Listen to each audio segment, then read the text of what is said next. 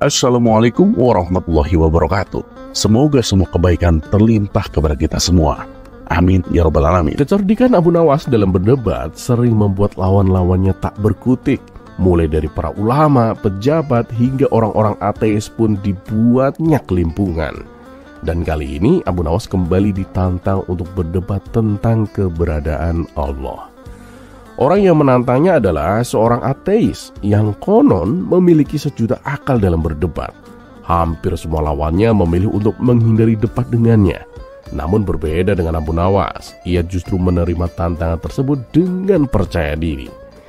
Suatu hari saat Abu Nawas sedang duduk bersama kawan-kawannya, tiba-tiba seorang ateis datang menghampiri dan bertanya, "Siapa di antara kalian yang bernama Abu Nawas?" "Aku yang namanya Abu Nawas. Ada perlu apa Tuan?" tanya Abu Nawas. "Aku ingin menantangmu berdebat," jawabnya dengan sombong. "Memangnya debat tentang apa Tuan?" tanya Abu Nawas penasaran.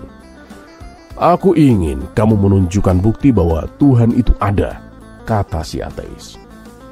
"Oh itu, baiklah aku terima tantanganmu," jawab Abu Nawas. Namun si ateis pun menambahkan, "Tapi bukan di sini tempatnya. Besok aku tunggu kamu di alun-alun, biar banyak orang yang menyaksikan. Nanti mereka akan tahu siapa yang pintar dan siapa yang bodoh."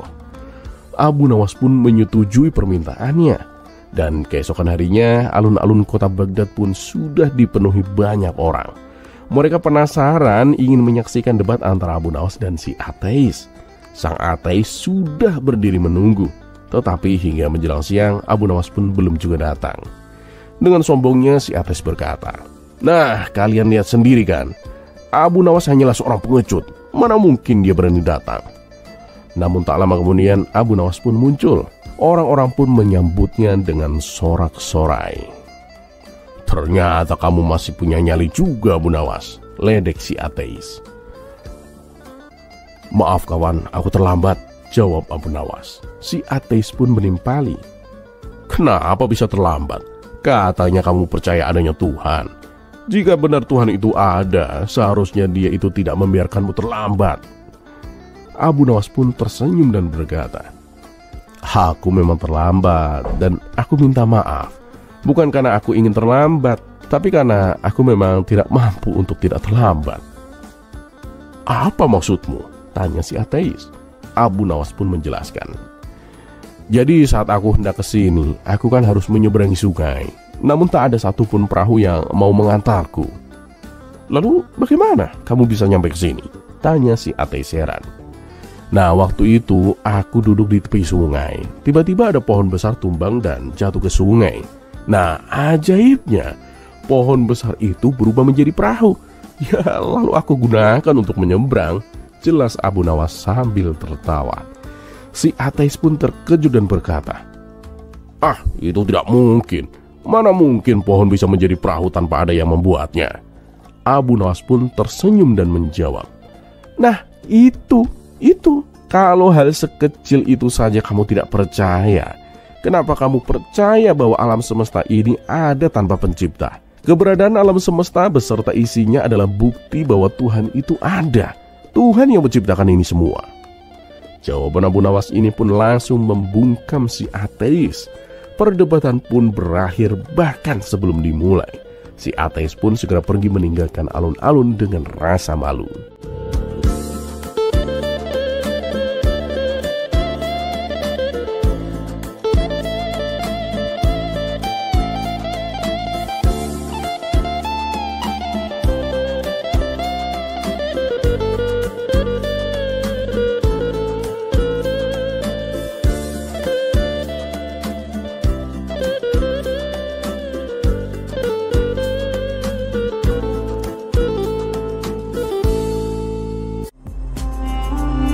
Kisah selanjutnya.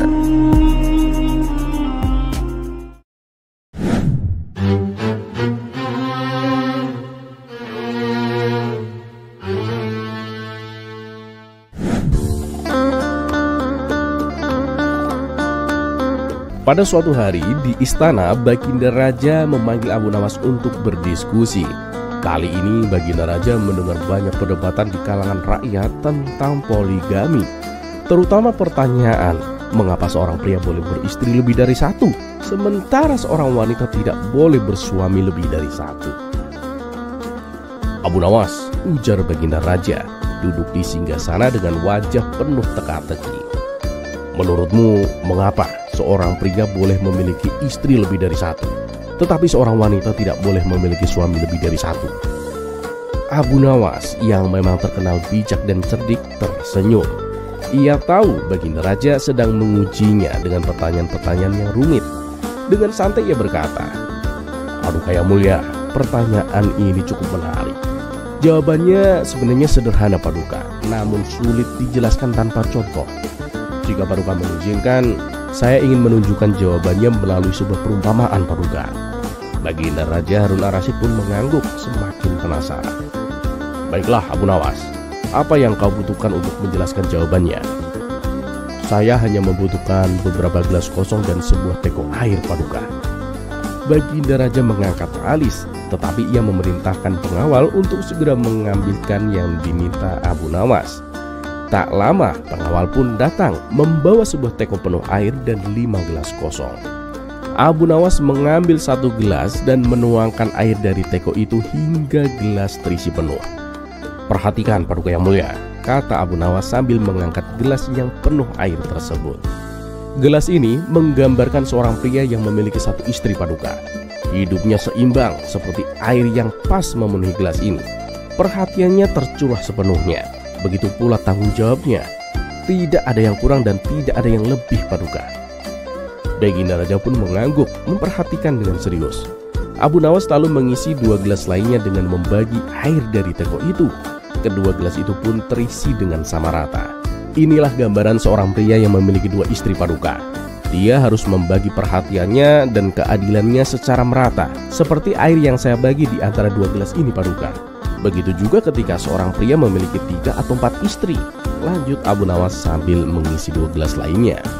Walaupun memiliki lebih dari 1 istri, selama pria itu mampu berlaku adil dan bijaksana, hidupnya masih bisa seimbang Paduka. Ia seperti teko ini yang dapat mengalirkan air ke lebih dari 1 tempat tanpa kehilangan esensi dirinya.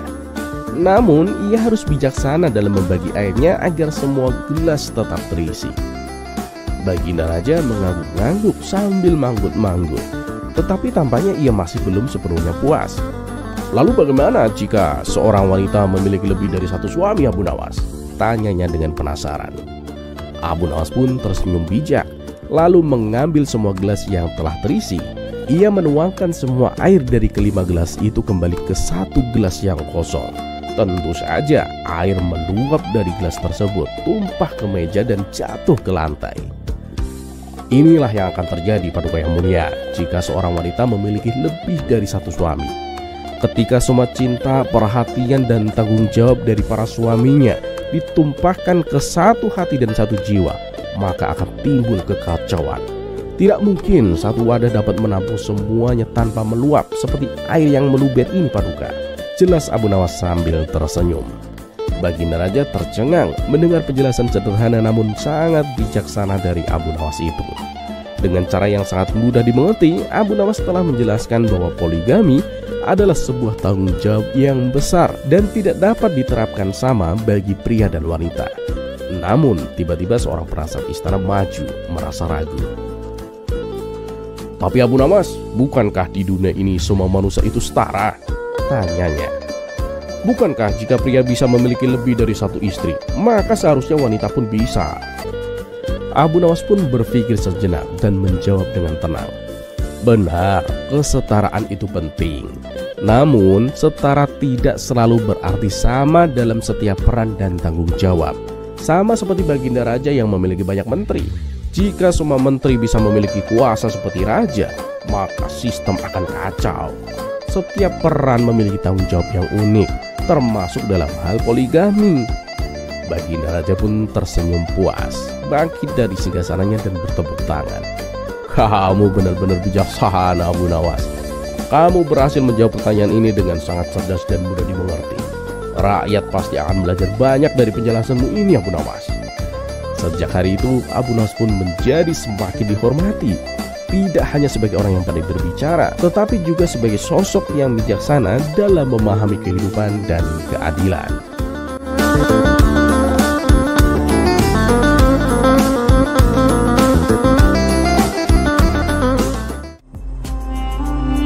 Kisah selanjutnya.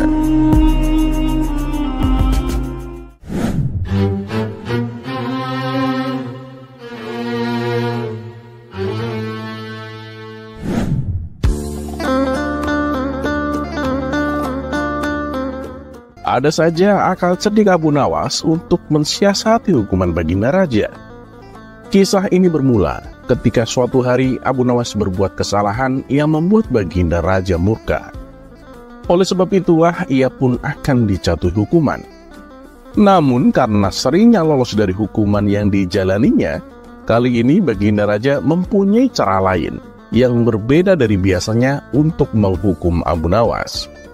Kemudian dibawalah Abu Nawas ke tengah alun-alun dengan disaksikan seluruh masyarakat Baghdad. "Hei Abu Nawas," seru Baginda Raja, "atas kesalahan yang kau perbuat, kamu dihukum harus menjadi gembel selama sebulan. Kamu harus tidur di jalanan. Kamu tidak boleh mengemis atau meminta-minta makanan kepada orang-orang. Dan kamu tidak boleh membeli makanan untuk mengisi perutmu." Tugas Baginda Raja. "Lalu bagaimana kalau ada orang yang kasihan terus memberiku makanan, Paduka?" tanya Abu Nawas. "Itu juga nggak boleh. Kamu tidak boleh menerima makanan dari orang-orang. Hai masyarakat Baghdad, siapapun yang kedapatan memberi Abu Nawas makanan, maka akan saya hukum seperti Abu Nawas," ancam Baginda Raja di hadapan masyarakat. Seketika Abu Nawas pun tertunduk lesu. Dalam hati ia berkata, "Hukuman macam apa ini? Bagaimana aku bisa mendapatkan makanan? Dan mana mungkin aku bisa bertahan sebulan tanpa makanan? Aku bisa mati kelaparan kalau begini." Kemudian dengan memberanikan diri, Abu Nawas berkata kepada Baginda Raja, "Ampun Paduka yang mulia, bukankah itu sama saja Paduka menghukum mati hamba? Lebih baik hukum gantung saja hamba sekarang, daripada hamba harus mati kelaparan tersiksa." Namun keinginan Abu Nawas ini langsung ditolak oleh Baginda Raja. "Oh, tidak bisa. Aku sudah tahu akal busukmu. Kalau aku penuhi keinginanmu, pasti dengan akal cerdikmu, kamu akan kembali lolos dari hukuman. Dan aku tak mau tertipu untuk kesekian kalinya," ujar Baginda Raja. Sejenak Abu Nawas terdiam. Ia terlihat putus asa dan pasrah menerima keputusan tersebut. Di saat itulah tiba-tiba terbesit di benaknya sebuah jalan keluar yang bisa menolongnya. Ia pun meminta kepada Baginda Raja untuk mengajak keledainya ikut serta selama ia menjadi seorang gembel. Abu Nawas beralasan bahwa keledainya adalah satu-satunya hewan yang paling ia sayangi, bahkan melebihi rasa sayangnya kepada sang istri. Kalaupun ia meninggal nanti, setidaknya ia meninggal di samping keledai kesayangannya. Rupanya, keinginan Abu Nawas yang satu ini dikabulkan oleh Baginda Raja. Dan Baginda Raja juga menjanjikan hadiah uang sejumlah 1.000 dinar. Itu apabila Abu Nawas bisa bertahan hidup sampai 1 bulan ke depan. "Ingat Abu Nawas, aku akan menyuruh prajurit untuk mengintaimu selama sebulan ini." Dan pada keesokan harinya, Abu Nawas mulai menjalani hukuman menjadi seorang gembel jalanan bersama keledai kesayangannya. Di hari pertama, Abu Nawas masih bisa bertahan tanpa makan dan minum. Di hari kedua, ia mulai merasakan haus dan lapar. Dan untuk menghilangkan rasa hausnya itu, ia meminum air di sungai yang jernih. Sementara keledainya dibiarkan makan rumput dan dedaunan, lalu ikut minum air di sungai tersebut. Di hari ketiga dan seterusnya, sekucur tubuh Abu Nawas mulai merasakan lemas. Ia sudah tak kuat menahan rasa lapar hanya dengan meminum air sungai. Dan disinilah Abu Nawas mulai menjalankan ide cemerlangnya. Ia pun mendatangi warung makan tempat biasa ia nongkrong. "Hei kawan, hutangi aku 1 porsi nasi dan ayam bakar. Nanti bulan depan aku akan membayarnya 2 kali lipat, pinta Abu Nawas. Waduh, maaf Abu Nawas. Bukannya aku tidak mau menolongmu, tapi aku sungguh tak bisa. Kau lihat sendiri kan, ada prajurit istana yang sedang mengintai kita. Kalau sampai aku menghutangimu makanan, aku bisa dihukum sepertimu, Abu Nawas. Tolak pemilik warung. Jangan khawatir kawan, makanan ini kan bukan untukku, tapi untuk keledaiku, ujar Abu Nawas. Mengetahui Abu Nawas mendatangi warung, prajurit yang ditugaskan menjadi pengintai segera menghampiri mereka berdua. "Oi Abu Nawas, sedang apa kamu?" tanya prajurit. "Ini, aku beli makanan untuk keledaiku," jawab Abu Nawas. "Mana ada keledai makan nasi dan ayam bakar," kata prajurit istana. "Iya, aku tahu itu. Tapi masalahnya, aku sudah merasa beberapa hari mendatang ajalku tidak lama lagi menjemput. Aku akan mati kelaparan. Dan sebelum ini terjadi, aku ingin memberikan keledai kesayanganku hidangan yang enak-enak. Bukankah ini tidak melanggar peraturan?" jelas Abu Nawas. "Baiklah, tapi awas, jangan sampai kamu berbohong. Dan kamu, pemilik warung, kalau sampai Abu Nawas ketahuan berbohong, kamu akan mendapatkan hukuman seperti Abu Nawas," ancam prajurit istana. "Gimana nih Abu Nawas? Aku tidak berani menjual makanan ini padamu," kata pemilik warung gemetaran. "Percayalah kawan, aku hutang makanan ini untuk keledaiku, bukan untukku. Apakah aku pernah berkata bohong padamu?" tegas Abu Nawas meyakinkan. Si pemilik warung tahu betul sifat Abu Nawas. Meskipun sering berbuat konyol dan usil, tapi Abu Nawas memang terkenal jujur dan tidak pernah berbohong. Oleh sebab itulah, si pemilik warung pun akhirnya memberi Abu Nawas nasi dan ayam bakar. Hari berikutnya, Abu Nawas kembali mendatangi warung tersebut untuk hutang makanan dengan menu yang sama. Hal ini Abu Nawas lakukan selama 1 bulan lamanya. Sedangkan untuk menghadapi cuaca dingin saat malam hari, Abu Nawas memeluk keledainya. Setelah masa hukumannya berakhir, maka dipanggillah Abu Nawas menghadap Baginda Raja. Melihat tubuh Abu Nawas yang malah bertambah gemuk, Baginda Raja menjadi heran. "Kamu kok bisa terlihat segar bugar begitu, Abu Nawas? Kamu pasti melanggar peraturan ya?" tanya Baginda Raja. "Oh tidak Paduka, selama menjalani hukuman saya selalu mentaati peraturan," jawab Abu Nawas. "Tapi kata prajurit yang aku tugaskan untuk mengintaimu, setiap hari kamu membeli nasi dan ayam bakar. Kamu pasti telah berbohong Abu Nawas," hardik Baginda Raja. "Hamba sama sekali tidak berbohong. Begini Paduka, saya memang membeli makanan, tapi itu untuk keledaiku. Karena aku pikir sebelum aku mati kelaparan, aku ingin memberinya makanan yang enak-enak," jelas Abu Nawas. "Mana ada keledai makan nasi dan ayam bakar? Apa sebenarnya tujuanmu?" tanya Baginda Raja. "Paduka, dengan melihat keledaiku makan hidangan enak tersebut, setidaknya aku bisa mati dengan tenang, sambil membayangkan kalau aku yang memakan hidangan itu," ujar Abu Nawas. "Memang keledaimu mau memakannya?" tanya Baginda Raja. "Disitulah letak masalahnya Paduka. Padahal saya sudah membujuknya berulang kali, tapi keledai saya malah memilih makan rumput. Dan mungkin karena merasa kasihan, keledai itu menyingkirkan makanannya tepat di hadapanku, seolah-olah ia memberikan isyarat bahwa makanannya ia berikan untukku. Ya tentu saja, aku pun segera memakannya," kata Abu Nawas menuturkan. "Kalau seperti itu, berarti kamu telah melanggar peraturan Abu Nawas. Dan pemilik warung makan juga telah berani menentangku. Kamu dan pemilik warung makan akan aku hukum lebih berat lagi," tegas Baginda Raja. "Loh, sebentar. Salahnya di mana Paduka?" Bukankah Paduka mengatakan selama saya menjalani hukuman, saya harus di jalanan? Dan saya lakukan itu. Saya juga tidak mengemis atau meminta makanan kepada orang-orang. Dan saya juga tidak membeli makanan untuk mengisi perut saya. Tapi saya membeli makanan untuk keledai saya. Namun karena ia kasihan, lalu ia memberikannya kepadaku. Bukankah peraturan selanjutnya saya tidak boleh menerima pemberian makanan dari orang-orang? Tapi kalau yang memberi makanan adalah keledai, tentu itu tidak melanggar peraturan kan, Paduka?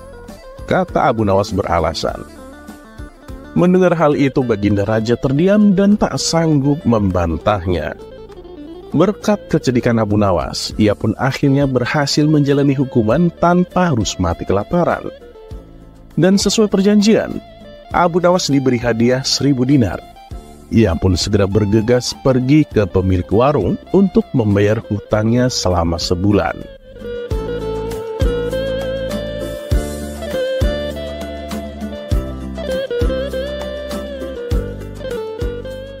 Terlepas apakah cerita ini adalah cerita fiksi atau kenyataan, ketahuilah bahwa segala masalah yang menimpa, seberat apapun masalah itu, pasti selalu ada jalan keluar yang terbaik.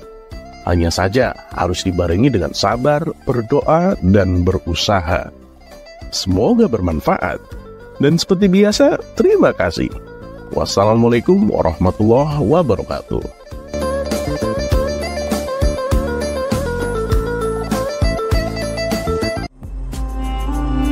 Kisah selanjutnya.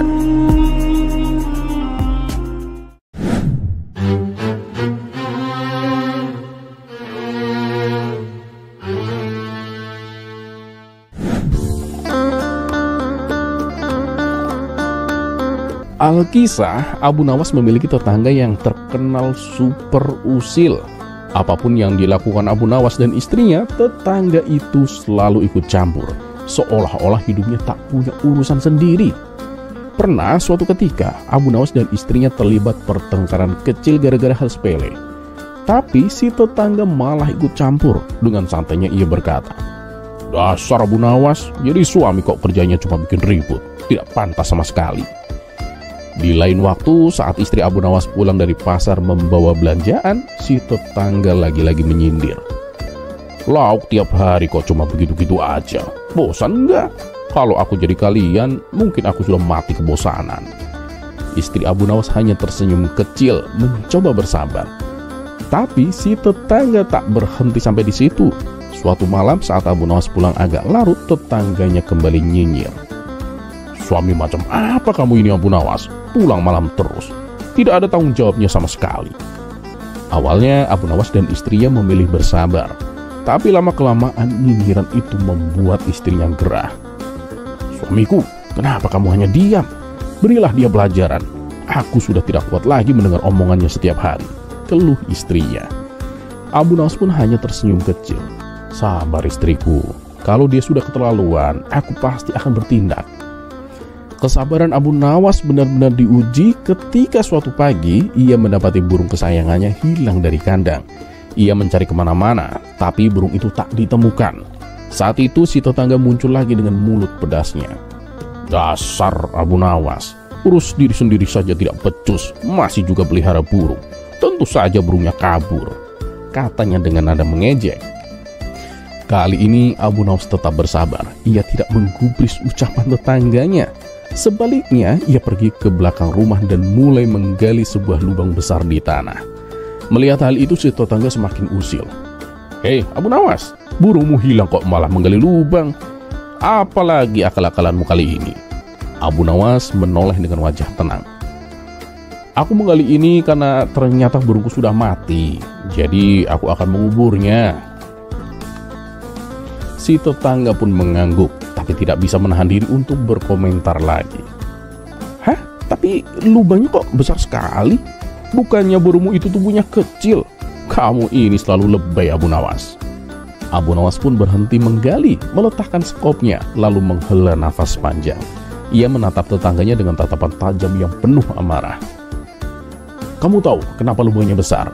Karena burungku itu berada di dalam perut kucingmu. Jadi aku akan menguburnya sekaligus dengan kucingmu. kata Abu Nawas tegas. Si tetangga langsung melongo. Apa? Di perut kucingku? Bagaimana bisa? Abu Nawas pun mendekat sambil menunjuk lubang yang ia gali. Oh iya, kucingmu memakan burungku. Jadi sekarang giliran kucingmu masuk ke lubang ini. Si tetangga langsung panik. Dengan wajah pucat, ia berlari pulang untuk menyelamatkan kucing kesayangannya. Sambil memeluk erat kucingnya, ia bersumpah dalam hati untuk tidak lagi ikut campur urusan Abu Nawas. Sejak hari itu, tetangga usil itu pun tidak pernah lagi berani mendekati keluarga Abu Nawas. Ia takut kucingnya akan benar-benar dikubur hidup-hidup oleh Abu Nawas.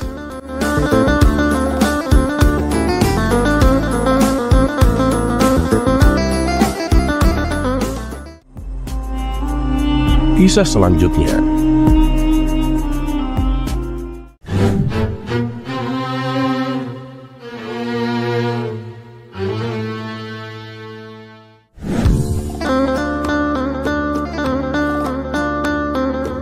Dikisahkan, Tuan Hamid sedang mengadakan acara pesta besar-besaran untuk pernikahan anak sematawayangnya. Semua kerabat, sanak saudara, dan juga semua tetangga beserta sahabat-sahabatnya diundang menghadiri pesta pernikahan anaknya itu. Begitu pula dengan si cerdik Abu Nawas, ia diundang ke acara pesta tersebut. Dengan mengenakan jubah terbaiknya, Abu Nawas berangkat menuju rumah Tuan Hamid. Kedatangan Abu Nawas mendapat sambutan yang penuh hangat oleh tuan rumah. Wahai sahabatku Abu Nawas, selamat datang di rumahku.